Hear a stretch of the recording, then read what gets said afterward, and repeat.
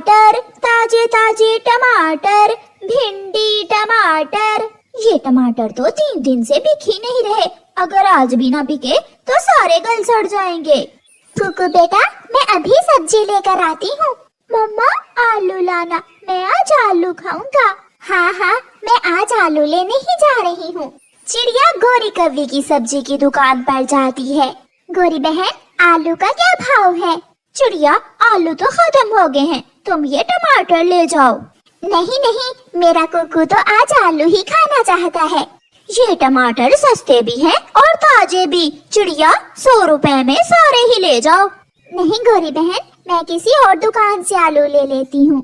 छोटी चिड़िया, कितनी बार प्यार से मैंने कहा है तुमसे ये टमाटर ले लो, और तू है कि मानती ही नहीं। चल ले ये टमाटर, तू आज टमाटर ही खाएगी वरना मुझसे मार खाएगी तू। चिड़िया डरती हुई गोरी कव्वी से कहती है, ये कैसी जबरदस्ती है, मुझे टमाटरों की जरूरत नहीं है। मगर डरा धमका कर गोरी कव्वी भी अपने टमाटर चिड़िया को बेच ही देती है। सारा दिन सब्जी बेचने के बाद गोरी कव्वी घर जाती है। कालू कौवा उसका पति सोया हुआ था। उठ जा आलसी कालू, अब तो रात फिर से होने वाली है। मेरी मोटरसाइकिल के लिए पैसे बने क्या? सब्जी बेचने से इतनी कमाई नहीं होती, जो बचता है उससे घर का राशन ही पूरा होता है। अगर मैं तुझे फ्री में सब्जी ला कर दूं, तो फिर क्या तुम मुझे मोटरसाइकिल के लिए पैसे दे दोगी? फ्री में सब्जी? क्या तेरे बाप के सब्जी के खेत हैं? हाँ, मेरे बाप के ही समझो। फिर दूसरे दिन सुबह सवेरे ही कालू कौवा इंसानों की बस्ती में जाता है। वो किसान के खेत में जाकर छुप कर बैठ जाता है और अपनी टोकरी में किसान की सब्जियां चुरा चुरा कर रखने लगता है। वो थोड़ी ही देर में टमाटर, प्याज और भिंडी चुरा लेता है। किसान थोड़ी दूर काम कर रहा था, उसे पता ही नहीं चलता और कौवा किसान की सब्जी चुरा कर भाग जाता है। मैं ले आया गोरी। लो, अब ये सब्जी तुम सस्ते भाव में ही बेच दो। अब देखना कैसे दुगनी कमाई होती है। कालू जी, अगर मुफ्त में सब्जी ला ला कर बेचते रहे फिर तो हम दिनों में ही अमीर बन सकते हैं। अब ऐसा ही होगा, अब मैं लूंगा मोटरसाइकिल। उस दिन के बाद कालू कौवे ने तो काम ही बना लिया था। वो हर रोज किसान के खेत में जाता और उसकी सब्जी चुरा कर भाग जाता। एक दिन कौवा किसान की सब्जी चुरा रहा था कि उसे तोता देख लेता है। तोता गोरी कव्वी के पास जाता है। गोरी गोरी, तेरा पति ये सब्जी मंडी से नहीं बल्कि किसान के खेत से चुरा कर लाता है। ओए मोटी चोंच वाले, तुझे क्या, मेरा पति जो भी करे, तू कौन होता है मेरे कालू कव्वे पति जी के बारे में ऐसी बातें करने वाला? जब पकड़े जाओगे तो फिर मैं पूछूंगा। तोता वहाँ से चला जाता है।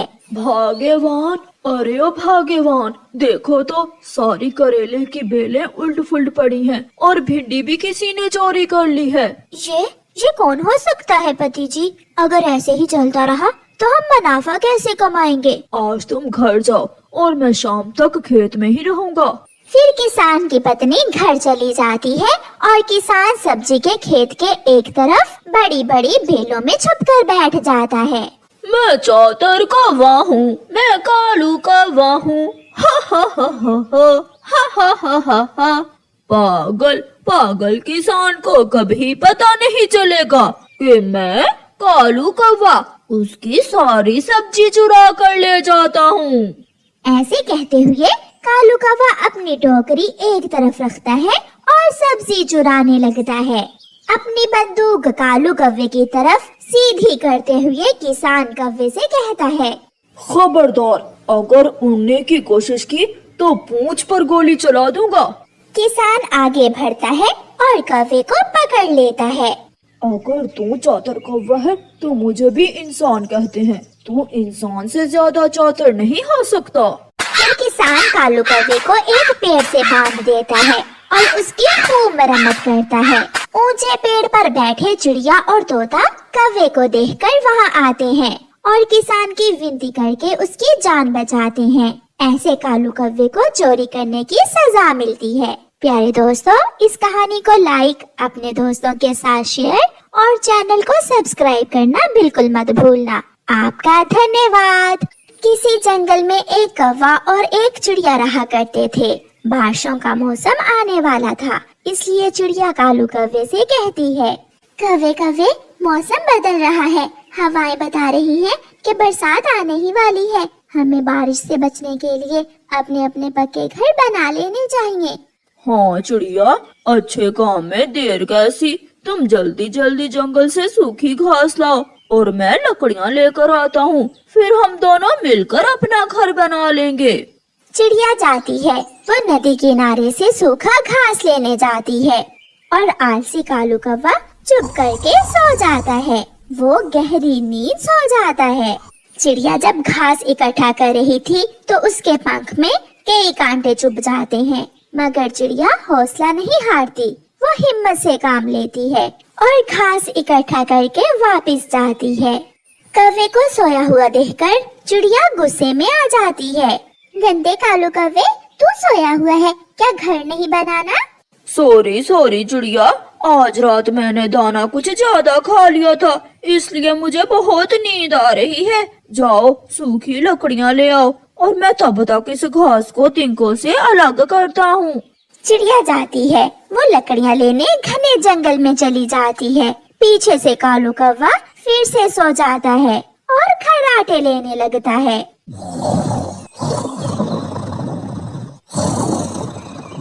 चिड़िया चिड़िया, क्या तुमने अपना पक्का घर बना लिया है?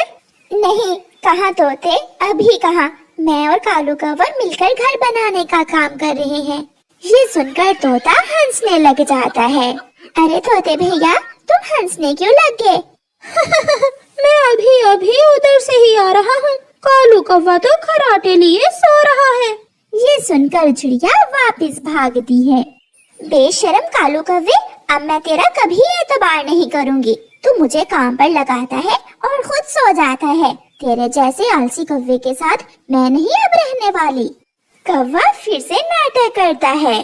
चिड़िया चिड़िया, सुंदर चिड़िया, जो हुआ मुझे माफ कर दो। आपके बाद मैं मेहनत करूँगा। मैं लकड़ियाँ जोड़कर कीड़ लगाता हूँ, तब तक तुम दाना ले आओ।